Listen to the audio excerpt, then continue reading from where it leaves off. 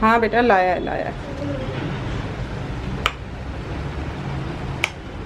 बेटा ज़्यादा पानी नहीं पिए अभी। तो भाई 4 बजने वाले हैं, पार्थू आ गया है। और आज है ना पार्थू ने बहुत अच्छा काम किया है, मैं दिखाती हूँ आप लोगों को। देखो अब हो गया। तो देखो पार्थू है ना क्या करके लाया है, सर्वनाम शब्दों को रेखांकित कीजिए। पार्थू व्हाट इज दिस सर्वनाम? सर्वनाम वो होता है, लाउडली बताओ ना सबको। सर्वनाम वो होता है जैसे मैंने आप बोला, हाँ तो वो एक सर्वनाम हो गया, क्योंकि मैं आपके बारे में बात कर रहा हूँ, किसी और के बारे में बात कर रहा हूँ। और अगर मैंने वह बोला तो वो भी एक सर्वनाम हो सकता है, क्योंकि वो तो हिंदी में किसी को भी नहीं पता अभी। अभी आप लोग बच्चे, आपको पता नहीं है, जो भी 6 साल के होंगे उनको तो पता ही होगा। तो वह वो होता है जो दूसरे के और अपने और दूसरे के बारे में जानकारी दी जाती है। ओके, वो क्या होता है? वो होता है जैसे हम अभी मैंने आपको बोला वही वाला। उदाहरण दो, एक उदाहरण, सर्वनाम का एक उदाहरण दो। मम्मा आप बहुत अच्छे हैं। हाँ, फिर इसमें कैसे पता चलेगा हमें कि वो क्या है, सर्वनाम क्या है, क्या है इसमें? आप क्या है वो? आप क्या है? सर्वनाम। जोर से बताओ ना। सर्वनाम। सर्वनाम, ओके समझ। संज्ञा नाम वाले शब्दों के कहते हैं, जैसे ये है बेड। हाँ, मेरा मतलब हाँ, ये जैसे कुर्सी है। ओके, ये है कुर्सी। ये क्या है बेटी? कुर्सी एक संज्ञा है। Oh my God, I am so proud of you. और लग रहा है मेरे हिंदी टीचर आ गए हैं आज तो। Very nice. तो जैसे कि पार्थू सर ने बताया, अभी आप लोग तो बच्चे हैं, आप लोग को नहीं पता कि सर्वना क्या है। अब आप सबको पता चल गया होगा कि सर्वना क्या है ना पार्थू? तो सर्वना का कल होमवर्क करके आना। संज्ञा पता चली कि नहीं पता चली, बताओ। चलिए आपको और भी कुछ पता है हमें हिंदी के बारे में? तो बताओ, अभी बताओ यार। देखो सर पढ़ा रहे, ध्यान से। हाँ बेटी। बोलने वाले शब्दों को, हाँ, जैसे एक चीज होती है, जैसे मैं आपसे बात कर रहा हूँ, वो एक मौखिक है। मौखिक माने मैं आपसे बात कर रहा हूँ जैसे अभी। और लिखित जो मैंने यहाँ पर कर लाया है वो लिखित है। और जो मैं बोल रहा हूँ अभी वो मौखिक है। ओह माय गॉड, ये तो मुझे भी नहीं पता था गाइस। ओह माय गॉड, मैं इतना अच्छा बच्चा है। आ जाओ, अब इसके लिए कुछ इनाम तो बनता है ना? तो पार्थू के लिए इनाम बनता है। और पार्थू को पता है मम्मा क्या देगी आज? टेस्टी टेस्टी पुलाव, काजू किशमिश वाला पुलाव। मम्मा मैं लालची नहीं। लालची नहीं? हाँ बट मुझे आज बनाया तो खाना ही पड़ेगा। जा नहा के आ, फटाफट से नहा के आ, फिर खाना देते हैं। तो चलो भाई, पार्थू ने बहुत पढ़ाई करा दी आज। हिंदी टीचर हमारे पार्थू थे। एंड पार्थू आज 4 का टेबल भी लर्न कर लेगा ना बच्चे? ठीक है चलो। हाँ, चलो जल्दी से नहा के आओ फटाफट, मैं तब तक ये समेटती हूँ। तो पार्थू ने नहा लिया है और अब पार्थू हमारा खाना खा रहा है बातू? सुपर से भी ऊपर, डुपर से भी ऊपर नहीं, डुपर से भी और ऊपर। तो आज पार्थू ने नहाया ना अभी, तो इसको बस ये देखो राइस खा रहा है, गरम करके दिया है इसको बहुत। और इसमें सब गरम मसाला वगैरह है, तड़का अच्छा लगा है, काली मिर्च गरम मसाला है, तो इतना नुकसान नहीं करेगा। अब ये थोड़ी देर टीवी देखेगा। और इसने नहाया है तो टॉवल सुखा देती हूँ। और अब मेरे कपड़े भी सूख गए होंगे, देखो सुबह कपड़े भी सुखाए थे हमने।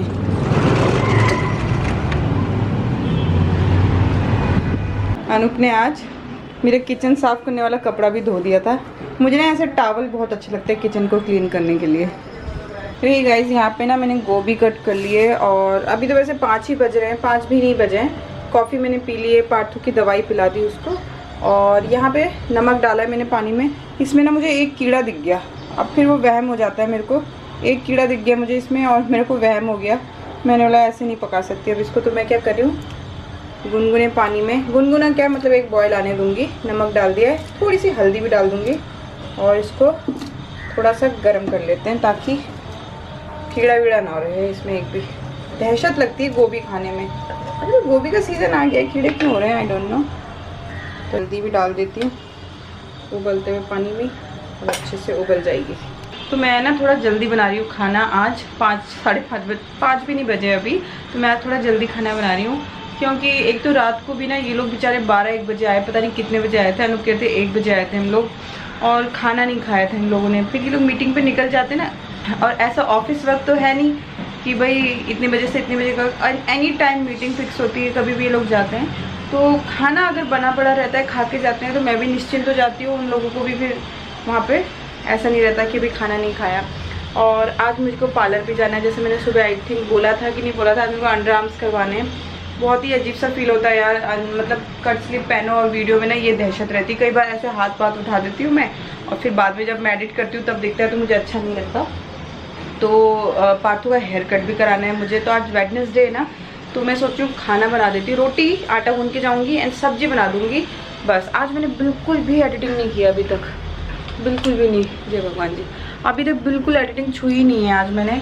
अब मैं बिल्कुल सारे कामों से फ्री होके ना तब एक बार ही बैठूँगी, चाहे मैं आज नहीं करूँगी, कल सुबह अपलोड कर दूँगी, लेकिन अब मैं ज़रा ये सब काम निपटा लेती हूँ। एंड हाँ, आज मानिक भी आया था, तो मानिक बस मुझसे नीचे थोड़ी देर मिलने के लिए आया, फिर वो दिल्ली चला गया, तो थोड़ा सा मैं दिखा नहीं पाई, वो जल्दी में था बस। अब मैं थोड़ा अपने काम कर लेती हूँ, और आज एक सेकेंड, तो बस अब मैं अपने काम कर लेती हूँ, लग के काम कर लेती हूँ। आज एक डिश तो मैंने आप लोग को दिखाई दी है, तो आज एक डिश तो मैंने आप लोग के संग शेयर किया है ना, इसलिए अब नहीं दिखाऊंगी कि क्या बना रही हूँ।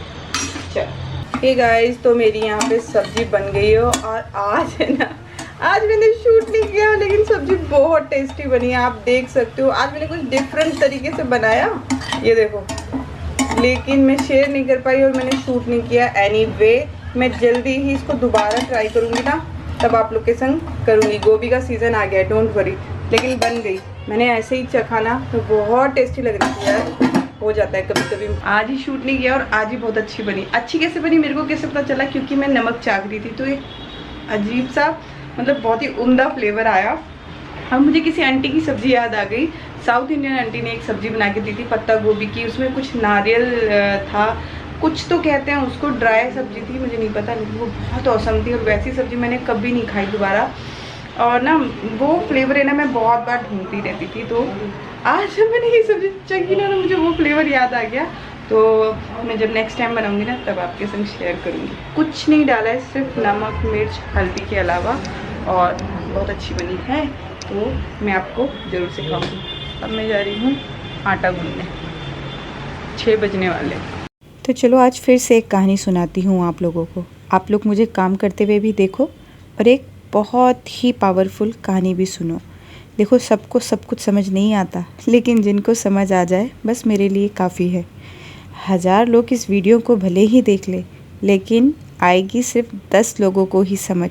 और अब इनमें से ये 10 लोग कौन हैं, ये आप लोग खुद ही तय कर लेना। मेरा काम सिर्फ अच्छी चीज़ें आप सबके संग शेयर करना है, चाहे इसका कुछ भी परिणाम हो। बस मेरी जो कोशिश है वो है ये है कि आप तक अच्छा पहुंचा दूं। तो चलो जल्दी से एक और कहानी उसी बुक से, योगी, ऑटोग्राफी ऑफ ए योगी, परमहंस योगानंद जी की एक और कहानी मैं आपको सुनाती हूँ। तो एक दोपहर मुकुंद यानी कि परमहंस योगानंद जी अपने गुरु के साथ बैठे होते हैं। एक दोपहर मेरे शुरुआती महीने के प्रवास में मैंने देखा गुरु मुझ पर नज़र गड़ाए देख रहे हैं। मुकुंद, तुम बहुत दुबले हो। उनके इन शब्दों ने मेरी दुखती रग को छू लिया। अपनी धसी हुई आंखें और इतना पतला शरीर मुझे भी अच्छा नहीं लगता था, और कलकत्ता में मेरे कमरे में रखी टॉनिक इसकी गवाह थी, लेकिन कुछ भी नहीं हुआ। बचपन से ही मैं दुर्बलता का शिकार था। मेरी उदासी तब ज़्यादा बढ़ गई जब स्वयं से मैंने एक दिन पूछा, इतने दुर्बल शरीर के साथ इस संसार में जीने का कोई अर्थ है? औषधियों की भी अपनी एक सीमा होती है, जबकि रचनात्मक जीवन शक्ति की कोई सीमा नहीं होती। मेरा विश्वास करो, तुम अच्छे, स्वस्थ और बलवान हो जाओगे।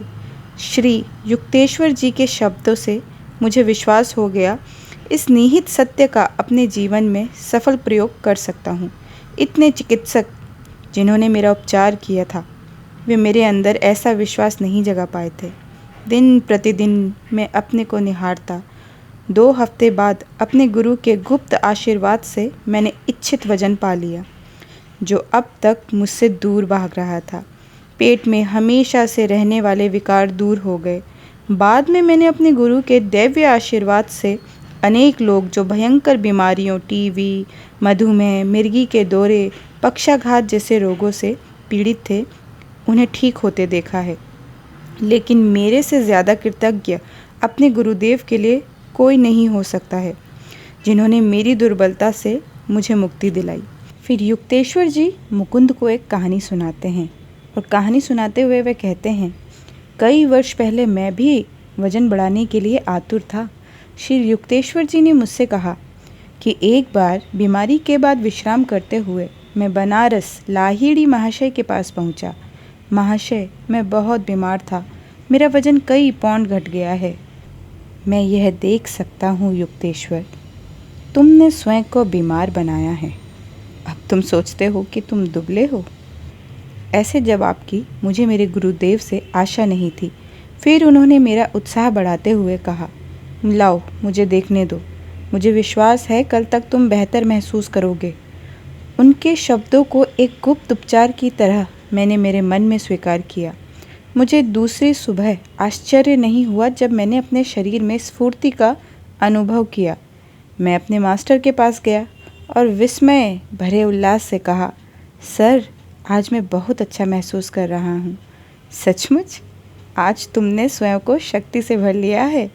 नहीं मास्टर, यह आप थे जिन्होंने मेरी मदद की। इतने हफ्तों में यह पहली बार है कि मैं स्वस्थ महसूस कर रहा हूँ। हाँ, सही बात है, तुम्हारी बीमारी बहुत गंभीर थी। तुम्हारा शरीर अभी भी दुर्बल है, क्या पता कल कैसा हो। अपनी पुरानी दुर्बलता के बारे में सोचकर मैं फिर से कांप उठा। अगली सुबह मैं बड़ी मुश्किल से अपने को खींच कर लाहिड़ी महाशय के घर पहुंचा। महाशय, मैं फिर बीमार हो गया हूँ। मेरे गुरु की नज़र में शरारत थी, तो फिर एक बार तुमने खुद को बीमार बना ही लिया। गुरुदेव, मैं अनुभव कर रहा हूँ कि हर दिन आप मेरा मजाक उड़ा रहे हैं। मेरा धैर्य समाप्त हो रहा है। मुझे समझ नहीं आ रहा कि आप क्यों मेरी सही रिपोर्ट का विश्वास नहीं कर रहे हैं। सचमुच यह तुम्हारे ही विचार हैं जो कभी तुम्हें ठीक और कभी तुम्हें दुर्बल बना रहे हैं। मेरे मास्टर ने मुझे प्यार से देखा। तुमने देखा कि कैसे तुम्हारी अवचेतन उम्मीदों के अनुसार तुम्हारा स्वास्थ्य घट रहा है, बढ़ रहा है। विचार एक बल है, जैसे कि बिजली अथवा गुरुत्वाकर्षण। मानव मन परमात्मा के चैतन्य मन की एक चिंगारी है। मैं तुम्हें दिखा सकता हूँ कि जो तुम्हारा शक्तिशाली मन सोचता है वह उतनी ही शक्ति के साथ होगा। यह जानते हुए कि लाहिड़ी महाशय यूं ही कुछ बात नहीं बोलेंगे, मैंने श्रद्धा और कृतज्ञता के भाव विभोर होकर उनसे कहा, गुरुदेव, यदि मैं सोचूं कि मैं स्वस्थ हूँ और मेरा वजन पुराना जैसा हो गया है तो क्या ऐसा हो जाएगा? इस क्षण भी ऐसा ही है। उन्होंने मेरी आंखों में एकटक देखते हुए कहा। मैंने उसी क्षण अपनी शक्ति ही नहीं, अपने वजन को भी बढ़ा हुआ महसूस किया। लाहिड़ी महाशय मौन हो गए। कुछ घंटे उनके चरणों में पड़े रहने के बाद मैं अपनी माँ के घर वापस गया, जहाँ मैं बनारस वास के समय रहता था। बेटे, क्या हुआ? क्या तुम जलशोथ बीमारी से तो नहीं फूल रहे हो? मेरी माँ को अपनी आंखों पर विश्वास नहीं हुआ। मेरा शरीर उतना ही स्वस्थ और हष्ट पुष्ट हो गया था जैसा बीमारी से पहले था। मैंने अपना वजन फिर से पा लिया था। एक दिन में मैंने 50 पाउंड बढ़ा लिया और वह जीवन पर्यंत बना रहा। मेरे दोस्त और जानकार जिन्होंने मेरा दुबला शरीर देखा था, वे आश्चर्यचकित रह गए। इस चमत्कार के कारण उनमें से कईयों ने अपना तरीका बदल लिया और लाहिड़ी महाशय के शिष्य बन गए। तो भाई आई डोंट नो कितने लोग स्किप करके चले गए, कितनों ने आगे बढ़ा के सुनी और कितनों को समझ ही नहीं आई। लेकिन जिन्होंने पूरी सुनी उनको बता दूं कि ये कहानी इसलिए है, क्या पता हम में से कई लोग कई बार किसी बीमारी से जूझ रहे होते हैं, कई दवाइयाँ खाने के बाद भी ठीक नहीं होता और हमें ऐसा लगता है कि नहीं, अब इससे तो कभी पीछा नहीं छूटेगा। वो इसलिए ऐसा हो रहा होता है क्योंकि हम ऐसा सोच रहे होते हैं ना। अगर इस कहानी को छोटे से छोटा करके बताऊँ ना आपको, तो मैंने क्या सीखा कि ये जो हमारा मन है ना, ये मन हमारा मित्र भी है और ये मन हमारा शत्रु भी है। अगर इस मन में अच्छे विचार लाते हैं तो हम खुद के मित्र बन जाते हैं, और अगर इस मन में हम बुरे विचारों को लाते हैं किसी भी तरह, तो हम खुद के शत्रु बन जाते हैं। तो अगर कोई भी बीमारी है तो उसके बारे में सिर्फ़ और सिर्फ अच्छा सोचना है, और धीरे धीरे आप देखोगे अपने लिए अच्छा सोचोगे। अपने शरीर के लिए जब हम अच्छा सोचना शुरू करते हैं, अच्छा महसूस करना शुरू करते हैं, तो वो बीमारी एक ना एक दिन अपने आप गायब हो जाती है। और कहा ना महाशय ने, उसी क्षण आपका मन इतना पावरफुल है कि उसी क्षण बदलाव होना शुरू हो जाता है। तो बस कहानी मैंने समझा दी है, सुना दी है। होप आप लोगों को समझ आए और अच्छी लगे। जा बेटी पहन लेना शूज। पार्ट जाके शूज पहन और इसकी लकड़ी को रख दे। हे गाइस, तो खाना बना लिया है, पूजा कर ली है, और ये देखो क्या बना के लाया। क्या है ये तलवार, ये तलवार है। स्वॉर्ड। तो अब मैं जा रही हूँ पार्थू को लेके।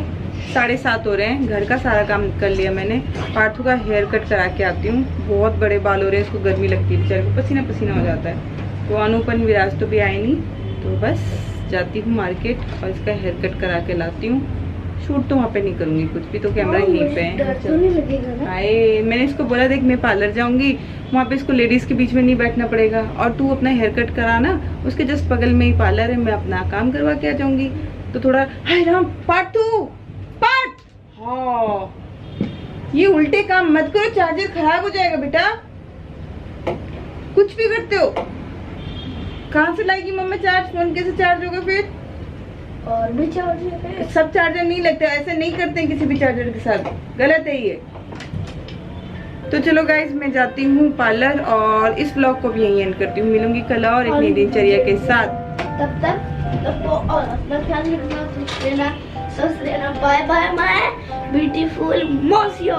ई बाबा, चलो bye bye all guys. Boys भी देखते हैं। Bye bye guys. वीडियो अच्छी लगी तो नहीं बोला हमने। वीडियो अच्छी लगी तो सब्सक्राइब करना, अच्छी लगी तो लाइक भी करना, अगर पसंद नहीं आई तो डिसलाइक दे देना। हाँ, बाय बाय।